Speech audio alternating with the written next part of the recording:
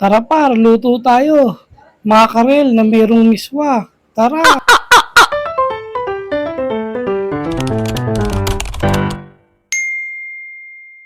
Dito nga ay nagpainit lang ako ng mantika. Kapag mainit na nga yung mantika ay pwede na tayo magsalang ng bawang at sibuyas.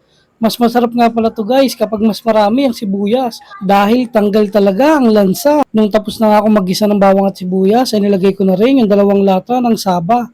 Ang gamit ko nga pala dyan ay makarel. Naglagay na nga rin pala ako dyan ng pamintang buo. Isa nga pala to sa mga luto ng saba na talagang mapaparami ka ng kain. Nung nadurog ko na nga yung isda, ay naglagay na rin ako dyan ng asin, pamintang durog. Mas masarap yan, mas marami.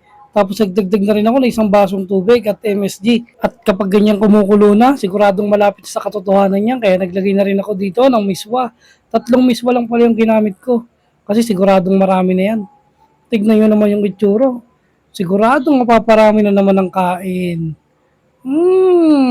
Sana all kakain na lang. Siguradong kapag ganito ang pagkakaluto mo, siguradong tauban sinaing nito. Kaya para sa mga mackerel lovers dyan, tara po, kain tayo.